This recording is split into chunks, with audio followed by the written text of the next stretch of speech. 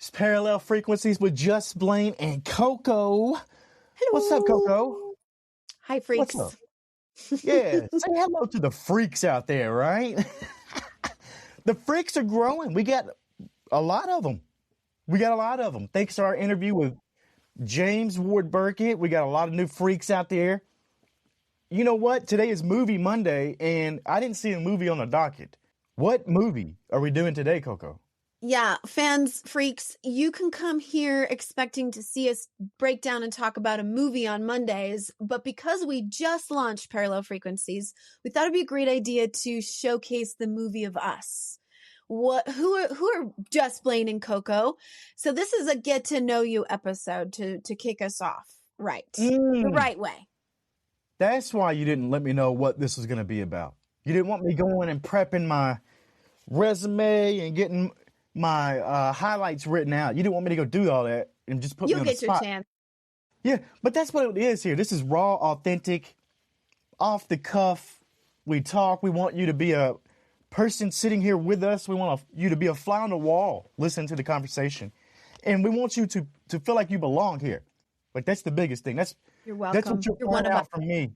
That's what you'll find out from my story is everybody out there gets to belong, you know? So thank you for being here with us. Thank you for welcoming us into your car, your headphones, whatever you're listening to us on or watching us on. Thank you for that, first of all. Mm-hmm. Right, Coco? Like, we love the freaks out there. Yes. Yeah. You know, I always tell a story to people who are asking questions about how they should present themselves. And I have this story that I tell them about howling with wolves. And I say, you know, how if you were out in the wilderness and you started hearing wolves howling, not in any dangerous way, like they were close by, but if you start hearing, you know, this pack of wolves in the canyon howling, you're going to feel this natural bubbling up inside of you to want to howl with them, right? Yeah. And when you do, you just might find that there are other people around who want to howl too, but they were too afraid until you started doing it. And then they're like, that just feels natural. So then all of a sudden you have all these people howling with you. So I encourage people to do the thing that maybe they're howling that you'd be afraid to do, but just do it because you're going to get all these other people howling with you. So we're here talking about movies. We're talking about pop culture in our own perspectives. And there's going to be a lot of people out there who agree with us. And those are going to be the freaks, right? I can't wait. I can't wait to hear them freaks howling. You know what I mean? Like, they're going to be out there howling like the wolves that they are. But we could be a strong pack of wolves, you know? The freaks out there, I believe in them, that they're going to be, well, I think that they're already above average intelligence. If they're listening to our show, that I'm just going to say that. I think they are. You know what? I think most of our freaks are actually probably smarter than me. And I like that. And that's okay because I want people to come into our comments. I want you to tell us, hey, you missed this. Hey, you should have talked about this. I want that. I don't look at those comments and think, oh, this jackass. You know, no. This is an open discussion all the time between Coco, Just Blane, and the freaks out there, whoever it is. If you're watching right now, it's you. If you're listening right now, it's you. Like that, You're the one, you know? And I want to make sure that's clear at all times. We are open. We're not here to troll anybody. We're not here to get trolled in the comments. Sure, try it, go ahead, but I think our freaks will come to our rescue when that starts happening. And that's the community that we're trying to build here, is that everybody's got a voice. We're all one, and you can come in and say what you want to and not get shot down. You can bring us ideas. Don't bring us silliness and trolling unless there's an idea there, and we can always have fun with that. I love it though, and the connection that we make with the people out there, you can't buy that. You know, you can't buy that, and that's what I'm here for. Coco, where in your history, past, whatever, did you come up with the wolves thing, the analogy there, because they're the metaphor? I like that. It's actually a story from Terry Tempest Williams where she talked in an essay about doing a fireside speaking to a group of, it was actually a Mormon church. They asked her to come and speak about finding God in nature. And she said, well, if we're going to do that, we got to do it outdoors. We got to do it outside. And they were a little hesitant because, you know, those Mormons, they love their churches. That's So they were right. like, all right, fine. We'll go out into the canyon. We'll make it an actual fireside around a campfire, right? And during her speech, they did hear howling, and she stopped her speech in the middle of it, and she just started like just howling with them. And a bunch of those, you know, Mormons, uptight a little bit, Oh, yeah. people that were like, what do we do? This is very not like what we normally do at a church meeting. This is Yeah. not what we do. So they're looking at each other, and then they're like, okay. Some of them just were like, we got to howl. So they started howling with her. And she finished up her speech and they ended it. And then she heard later that night, she overheard two of the ladies talking as they were returning from the bathroom. One of them says to the other, that was a little strange tonight, the howling with the wolves and or coyotes or whatever it was in the canyon. And the other lady said, it just felt natural, don't you think? And I have never forgotten that story as I read it and I thought, howling with the wolves, if someone says, I'm going to do something a little different than everybody else does it or that they expect, and I just feel like it's right, I feel like it's the most natural thing in the world to do what I got to do and be me, then you got to do it. Because if you howl, someone is out there wanting to howl too. That's where I came from. It's okay to stand out. It's okay to be weird or whatever the negative words out there. It's all right to be like that. Individuality is fine, and you will find that there are others who share the same individualities. I think that's it. You know, we've all got common denominators somewhere. Nobody out there is too boring or too crazy that they don't have a common denominator with somebody else on this planet that we live on. Mm-hmm. Yeah, and we can all be our very different version of weird. I think that's why it spoke to me. And listeners will remember last week we did the Just Blaine's Trailer Park, and we found Florence Given and her show, which I'm now listening to religiously. She's an author of several books, and she has her new show. And now I am hooked because she's very different than me. She's probably a different astrological sign. I don't even know what makes her brand of how she shows up in the world. But even still, the words she's speaking are resonating with my soul so much that I'm like, yeah, we all got to adopt a little bit of this weird, a little bit of this different. And my favorite word she uses is audacity. That's my new favorite word. Is I'm like, what if we just had the audacity to be ourselves? Even if it made people uncomfortable, just, oh. So that's my question to you, Blaine. I want to ask you this. What gives you the right, what gives you the right to be here talking to us today and producing these movies? Like, who do you think you are? Tell me. Do you know, I've always kind of said that I don't look at art. I don't listen to a song. I don't watch a movie. I don't see a TV show and think, oh, this is a bunch of junk. This is crap. Sure, there might be shortcomings. Sure, it may not be the greatest overall thing, but to me, somewhere in there, somebody's passion is put in front of you. Who am I to knock that stuff? And I think that's what makes me the best person to talk about this stuff is I'm not here to punch down. Mm-hmm. You know, I've worked with all of these celebrities over the years. I've got a long career in Hollywood. I know the history of Hollywood and movies and all that comes with it. And I never liked when people, Siskel and Ebert, 2 thumbs down and all that stuff. That always kind of irritated me. Yeah, the judgment. I thought, you know what? Well, who are they to kill the dreams of whoever made this project? Yeah. You know, because anytime they gave it 2 thumbs down, there's not somebody out there that didn't think, ah, oh, damn, like I worked hard. I put my heart into this. And my wife actually asked me that. Lindsay's my wife. We met in Hollywood on Tinder, by the way. I think I mentioned that to Jim Burkett in our interview with him. That's crazy how things that had to align just to make that happen. For a boy from the farm, I grew up on a farm in the middle of nowhere, Tennessee.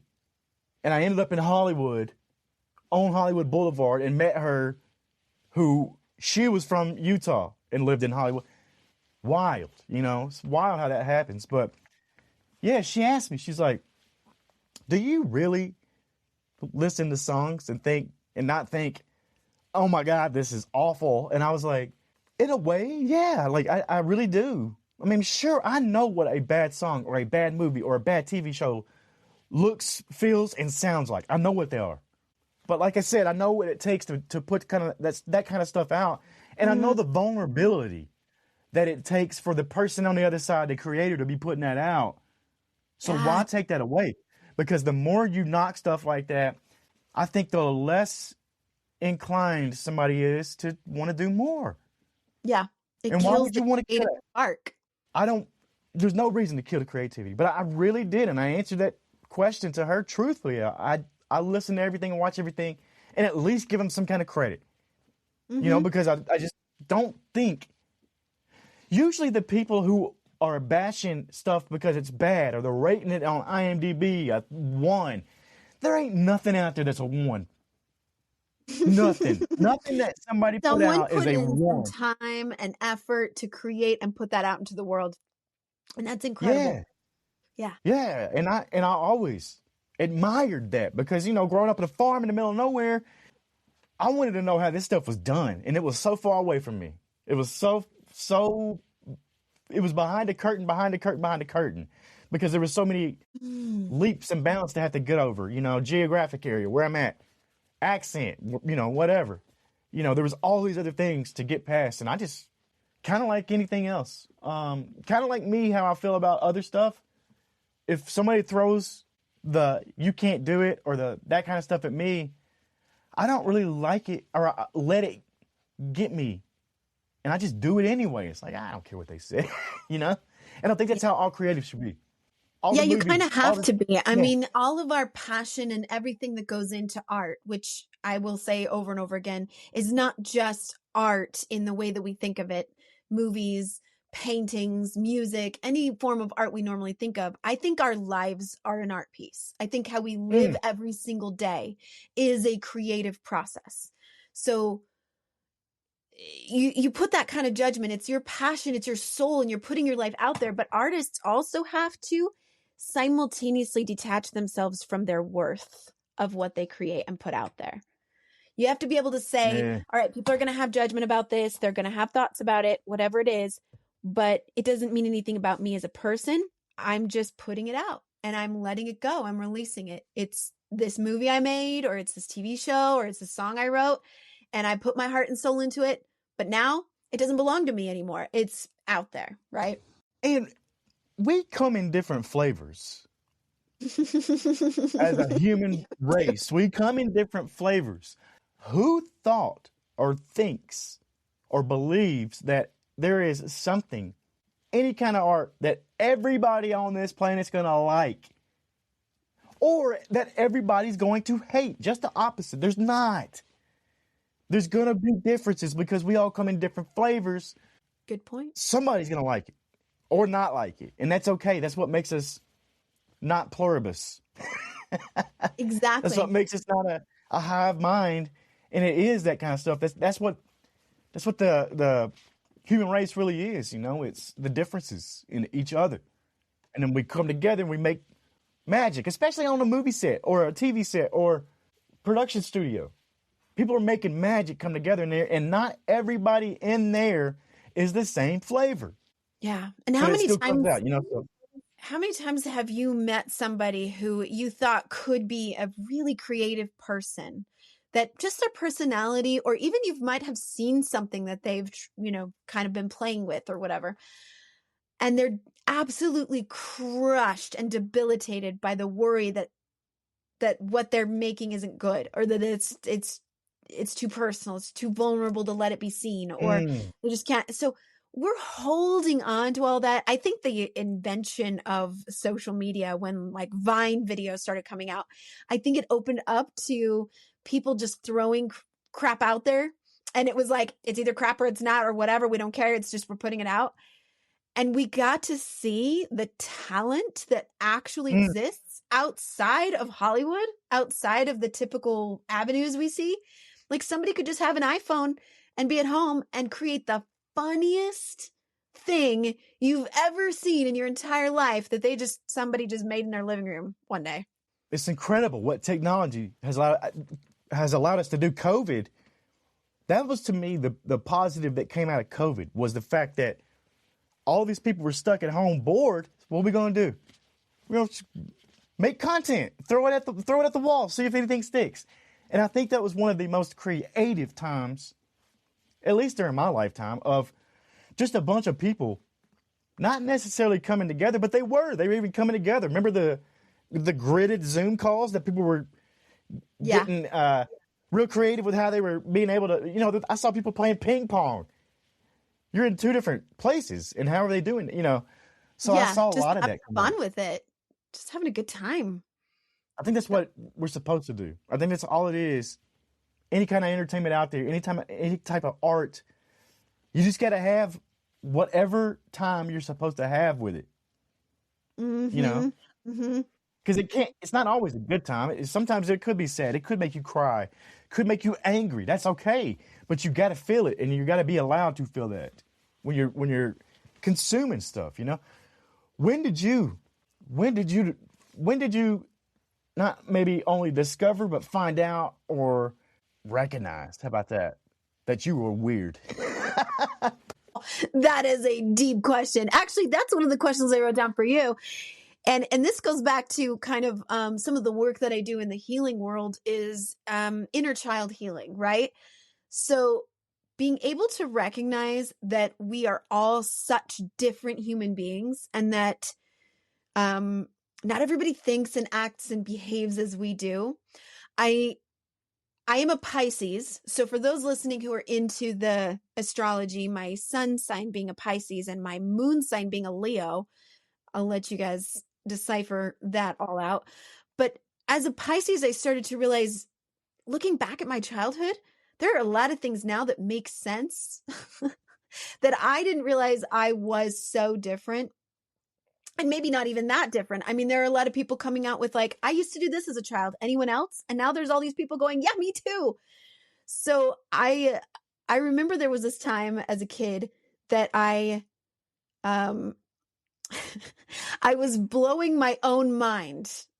I can't remember if I was looking at my hand or if I was looking at my face in the mirror. And I started to realize that I was that person. Or like, this is my hand. And I just stared at it for a really long time. I must have been 6 years old, I would think. 7 years old. And I was like, whoa, I exist in this body. Man. And I was not on drugs, okay? There was no gas leak in my house. I promise you, this is just all the most natural out-of-body experience kind of a thing. And I said something to one of my friends who's also a very kind of, kind of an artist personality. And I was like, do you ever have this feeling like you blow your own mind? Like you just realize for a second that you're the only you that's ever been and ever will be? Like, is that a thing? And he was like, yes, nobody's ever understood that before. And we were, we tried to talk to anyone else about it. They were like, you weirdo, what are you talking about? Or like the feeling like, have you ever thought about how every single thought and moment of your entire life has led up to this moment right now that you're having? Like you and I sitting here having this conversation and it's being recorded for a podcast. It's blowing my mind right now that every single moment that I've ever experienced ever in my whole life is led up to right now. Depressing. Anyone else out there? Does that blow anyone else's mind? Depressing that your whole life led up to a conversation with me. That's right now, yeah. Just now. But then that moment right then. I do think about that a lot. And it's crazy how one piece, we talked about that with Jim Ward about incoherence. He talks about it. One piece of the puzzle out of place or in another place, none of this. And there's so many possibilities. And that's why I love art. I love art in every Yeah. form because it is a reflection of that human experience, of what that realization is like. So why I'm here on this show to talk about our parallel frequencies. So you guys are going to get to know Hmm. why we called it parallel frequencies. This is the secret right now. We're going to do it right now. The big reveal is that you've got Hollywood and what it was like to be, and I think that's why you really do appreciate every piece of art that gets created. You don't judge it because you understand the very central uh, experience of creating that art. Like, hey, it may not be my taste, but I can appreciate the person and the effort and the energy and the thought and the creativity that went into making this. And you've got that frequency that you're coming into when watching all these shows we're going to be talking about and these movies we're going to be talking about. And then there's me, who's a little bit of a woo-woo witch, energy world, kind of a thing. And I've got all of this knowledge and experience that I got coming to me. And I like to talk about the characters and Hmm. let's dive deep into what these emotional experiences are, what it means. What is this piece of art really teaching us? What is it really talking about? What's the theme or the moral of it? We got to do that with coherence. It's incredible. I loved it. And that's exactly what the show is. It's same thing, but different perspectives, which is what life is. It's what people in general, really, everybody's riding a parallel frequency. If you ask me, um, Absolutely. we could all go into that. So, but no, I love what you said there about some stuff. So, a witch though, how do you become a witch? I think people out there, we've talked about you being a witch and Yeah. and Yeah. and all that. How do you become a witch? There's got to be First like you a go and subscribe and listen to Practically Magic, my other show, of course. Shameless plug right there. But also I truly do not associate the word witch with anything specific that you have to accomplish or that you have to identify. I think that a lot of people get that mistaken because they'll go, oh, you're a witch, so that means you're Wiccan, right? Like you come from that mm, experience. And I say, no, no, no. There are people that would call people a witch and they would absolutely mean it in the most negative way possible, that you are a conjurer of the devil and ah, dance with him in the woods and where we came from in our history. But I love the acronym, which is woman in total control of herself. That's my favorite all right. interpretation. And I think that means absolutely anybody could call themselves a witch if they wanted to. We did have the conversation already about witches and warlocks, and if there's male, female, and if we're doing all the same for one now. So go back and check that out if you guys haven't heard that. But yeah, I like that. Women, what? Give us that witch acronym one more time. Women in total control of herself. All right. So in that case, it would have to be a woman. But as I said before in our previous conversation about that, I really don't think there's any rules. And I'm not the person to ask about that because I would say, whatever you want. I don't care. Do whatever you want. Yeah. Yeah. I love that. You went to Stonehenge, though. I saw some witch stuff at Stonehenge. That's what the picture really stood out to me. That's what picture stood out to me on the Facebook page. And it was like, wait a minute, is this photoshopped? How did that happen? Like, how did you go over there? I was lucky enough to go on pilgrimage to England, having always wanted to go back to kind of ancestral grounds and get reconnected with the land that I didn't steal from indigenous people, I guess. Yes. I could go into that, but basically, what is my ancestral line? Where did my magic and my power come from? And where are my ancestors buried? And wanting to connect with sacred places there. And I got connected with a group called the Sisterhood of Avalon, Avalon being the mythical place that King Arthur is from and the magic and the island of Avalon, if you're not familiar with that folklore. But I've always been super drawn to Avalon as a concept, as an idea, as a spiritual practice. And so I absolutely joined in. Me and my aunt got to go together. So we went on pilgrimage and Stonehenge just happened to be one of many sacred sites we got to go to, hold rituals, chanting. It was one of the most magical, amazing experiences in my life. I only hope I get to do it again and more so in the future. That's my plan, is more traveling, more seeing of that. But most Yeah. people will associate Stonehenge, the Druids and the pre-Celtic age. So it was a very cool experience to get to actually be inside the circle and drum my drum Yeah. and chant, hold space there. It's really cool. And did you connect with the ancestors? Did you do any of that?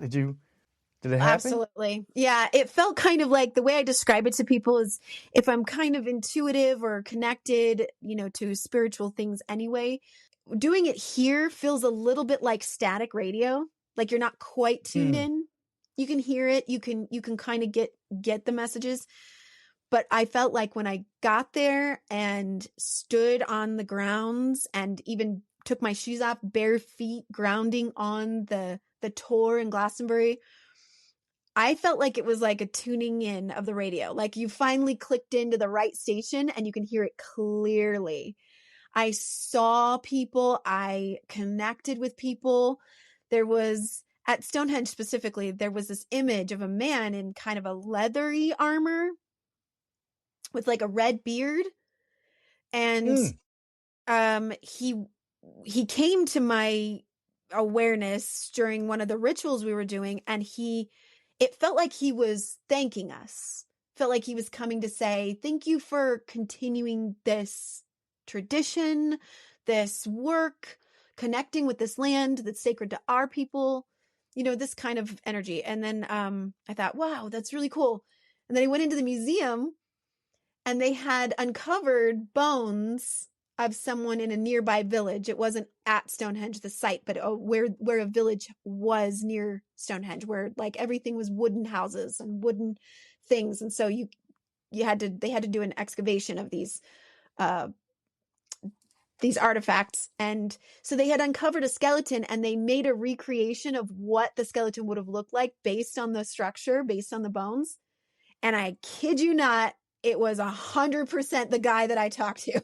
100%. I was That's like, wild. what?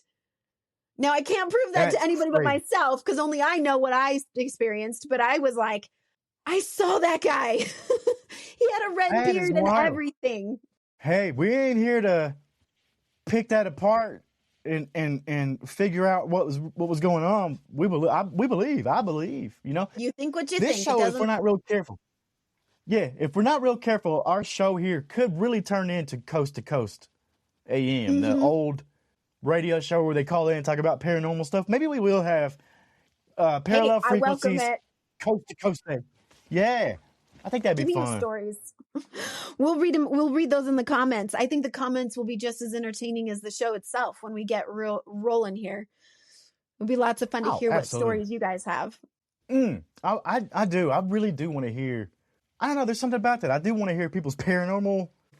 Would you call that a paranormal experience that you had, or is that what do you call that? Like, Yeah, I wouldn't have called it paranormal, having been the one that experienced it. I would have called it an intuitive connected. Like, I think that it's something that everyone is capable of. And I know there's a lot of people that walk around kind of being like, well, I have a gift. I am gifted. I'm a medium. I'm a psychic. I'm a whatever. I was born with these gifts. And I do think that there are something to that, that because of generational line or whatever, you have a tendency towards those gifts. However, I also believe that everyone is capable of connecting like that if they truly step into that possibility. So if you're like, ooh, that sounds fun and interesting, follow my stuff. We'll help each other get there. It's possible. That's incredible. I don't think I can do too much of that. I don't think I have a gift.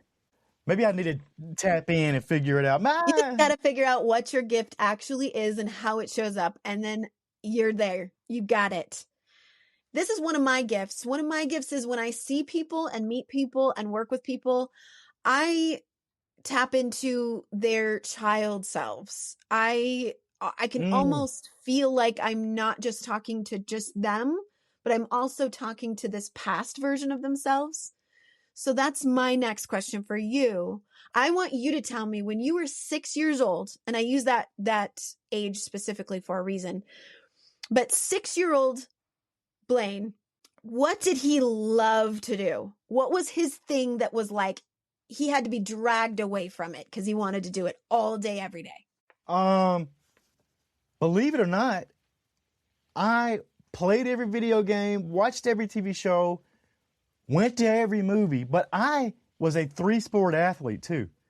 And Wow.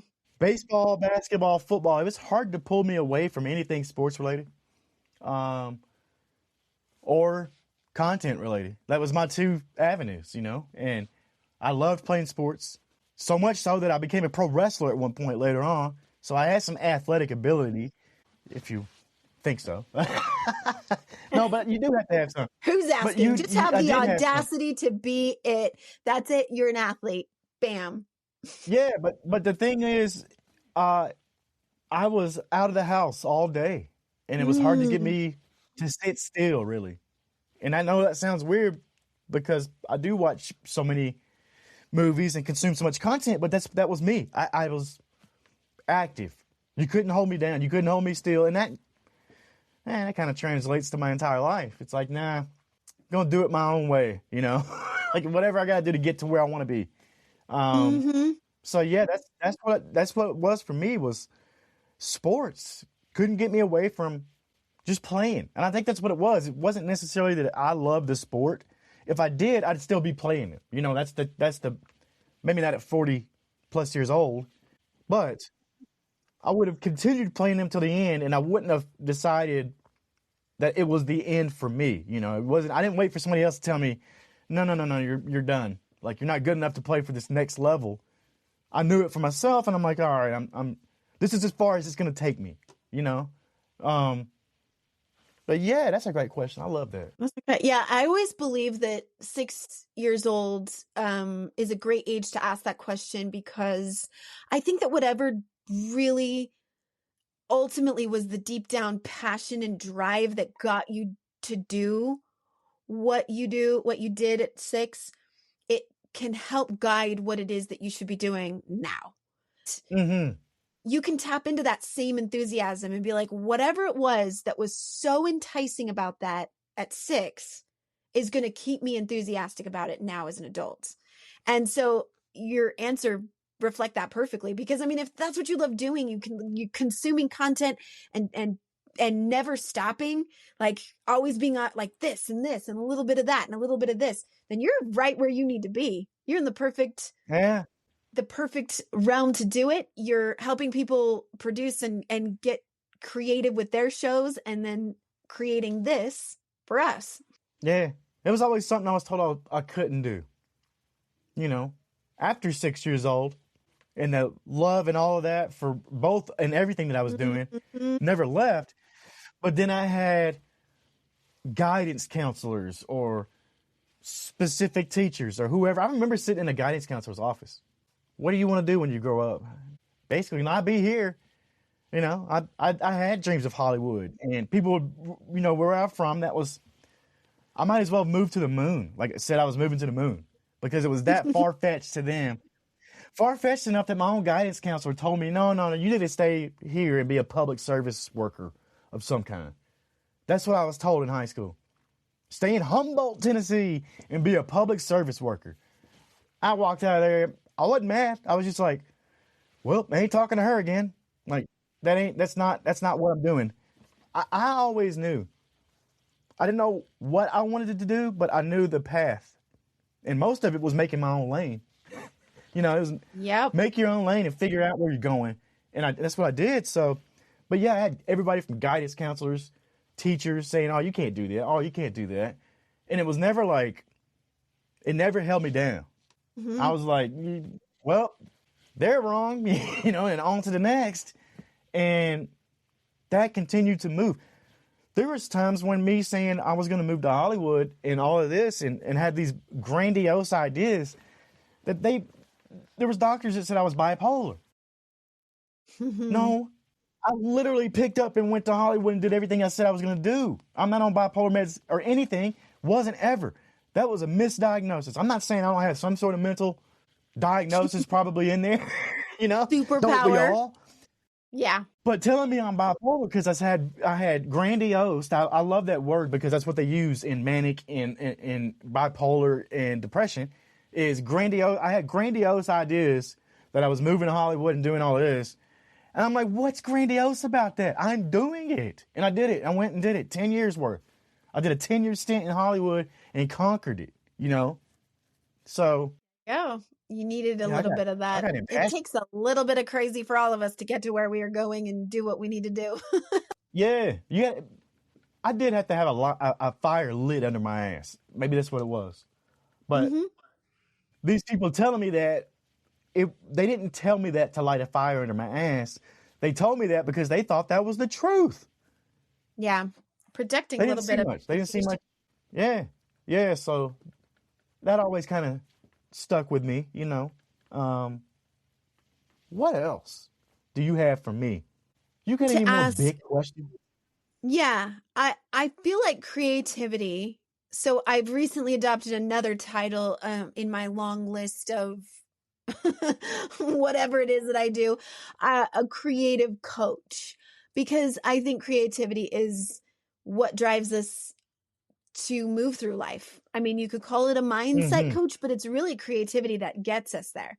So I really look towards when we talk about these projects, these movies, these TV shows that we're talking about, I look at creativity as part of the process that got this product made. But I also wonder about our own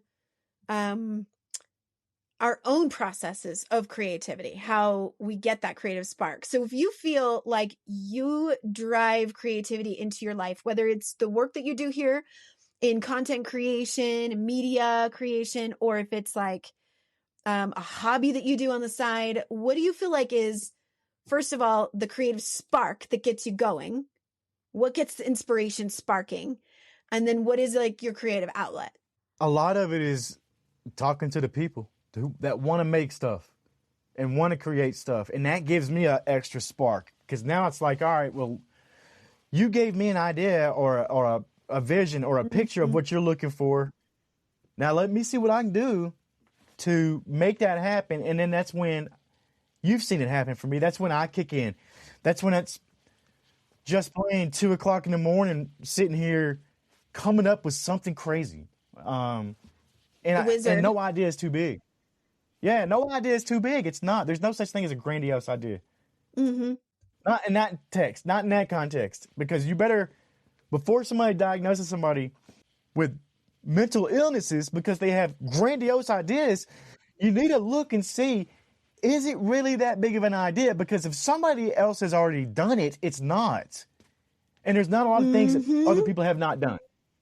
Yeah. People make movies all the time. They move to Hollywood all the time. So to be told that and thinking that, I'm like, ah, shit, like something's wrong with me? Like I'm not supposed to think that way? No. You can always let the creativity in you flow out. Like let it come out. And that's what helps me. I mean, my outlet is watching a movie, watching TV, playing video games. I love that. And I always find inspiration. People talk about writer's block. My writer's block is, sure, it's the same type of thing, but it's an easy fix for me because it is go watch some other piece of content, consume something. Or I do like nature. We live in a great area. When it's nice weather out, I'm out riding a bike. I'm out listening to nothing, not consuming anything. And that's a lot of times where I can free up and then let the thoughts come in clear, you know, because a lot of this is noise. There is a lot of noise going on in here. And over the years, I learned how to filter a lot of it out, you know. Living in Hollywood, you learn how to filter out noise of all kinds. So, yeah, I imagine so. Yeah, I love it. That's a great question, too. Yeah, That's a great question, we too. call What it about you? awen. The spark of awen is the content, is the creation of some inspiration, and it almost feels like it's a spiritual experience because it feels like it comes from somewhere else.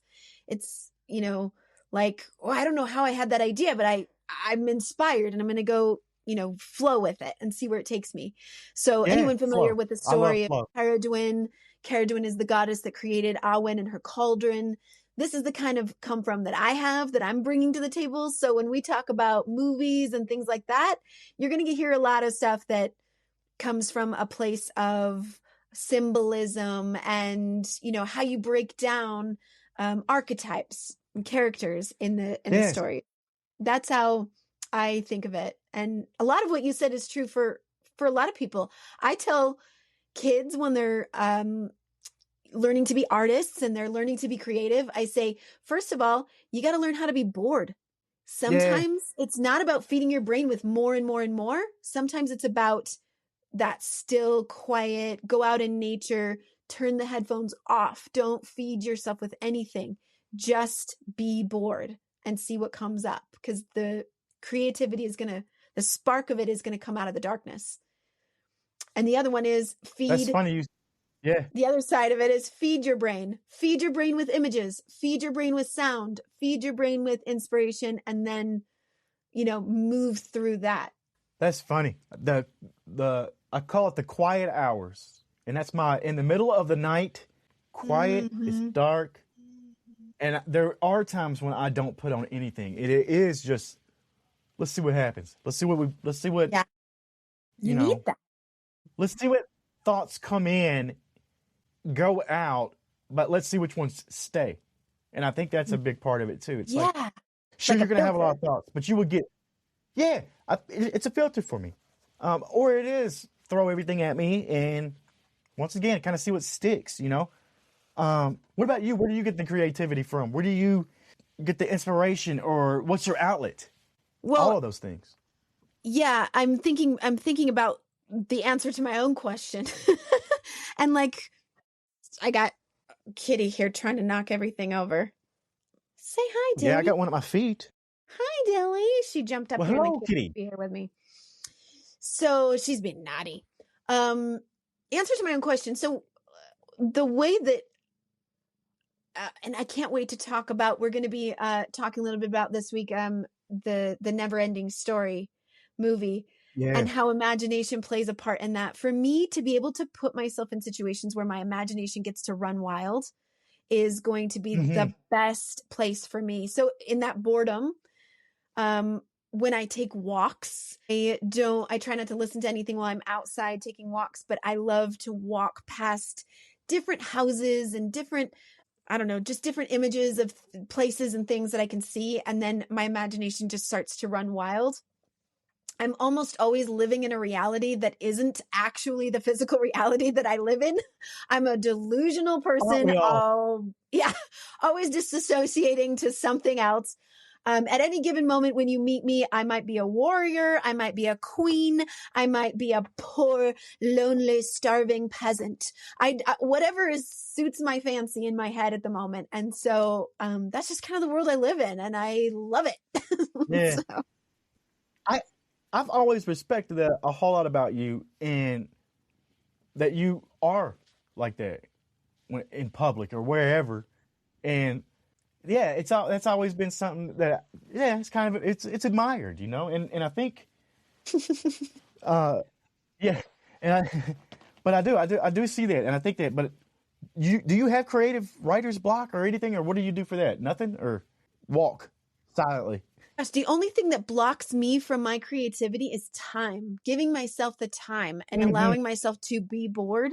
I tend to fill my schedule and fill my time with too many things, because they're all things I want to do. I want to be out socializing. I want to, say yes to this and yes to that. And if I don't give myself enough time to be bored and to be creative, that blocks me. But if I have time, I really don't have it. Any blocks or issues being creative and coming up with ideas. Yeah. You're real educated in this stuff too that you talk about. And I think that's a big thing that a lot of the other woo-woo people, I'll say because you did. It's not negative. That's what everybody would call us, but a lot of the woo-woo people out there do not have the education and the knowledge that you have. They are just kind of, so I think that's something awesome too. We've talked a lot about us, and I think the only way to continue doing this is for us to do this in the show, normally, regularly. We're going to tell stories about us. We're going to talk about it. We're going to interject when something from a movie looks like something from our own lives. Like, I want the freaks to get to know us. Yeah. And just jump on this ride with us. I don't know where it's going. But you know what? We can all go together. That's my, So I don't have any more questions for you at this moment, Coco, because I want this to unravel as time goes on. And we find out those things, So what do you got for us here before we wrap this one up? Extremely grateful for being able to have this episode be just something a little outside of the norm for us to be able to show who we are. So I'm going to say thank you to the people who did listen to this episode and got to know us a little bit better. I absolutely welcome questions. For the most part, I'm an open book. I love answering questions about my life, about who I am, where I came from. If you want to know books that you're like, I want to know more about that, I will share those with you. So I'm just saying, this has been a great experience to get to know each other and us so that everyone listening can be like, I'm on this ride with you. Let's go. We're ready. I mean, I'll tell you right now, if you're a freak out there listening still to this episode, I mean, if you haven't hit subscribe, what are you waiting on? Because if you made it this long, you're riding with us already. You're riding with us already. And if you want to follow us on YouTube and see us, watch the videos. It's at Parallel Frequencies Daily. At Parallel Frequencies Daily. We really do look at all the comments. And I love when I look and see the subscriber number go up. And it's not us chasing clout or chasing money or whatever. I will be honest. If there's anything I'm chasing, it's community. Mm-hmm. It's a place where people can come and feel like they belong. And that's what we're doing here, So if you don't like it, get the hell out. And if you do want to be a part of it, then hit subscribe and follow us. I mean, it's that easy, right? Yeah. And it doesn't cost you anything to do that. I mean, you're supporting us and making a community happen, and you just all you have to do is click a button. So easy. Click a button, get to know us, get to know our content that we talk about, watch the content with us. We're going to be real good about basically trying to prepare ahead. In the content world, that's a huge game changer. Us preparing ahead is going to let us tell you what movie we're going to be talking about so you can watch it ahead of time. And we're going to try to do that as much as possible, So we want the freaks to be a part of this with us. You are a huge part of this. I love saying that. I'm never going to get past saying freaks for our fan clubs, for our followers, subscribers, our people, our tribe. But that's all I got. I love this episode. I didn't know how I was going to feel about this. And I think I had to talk you into it a little bit, but I'm like, this is your chance, man. This is your chance. Let's show everybody who we are. Yeah, but until next time, it's just Blane and Coco, Parallel Frequencies. We'll see you right here.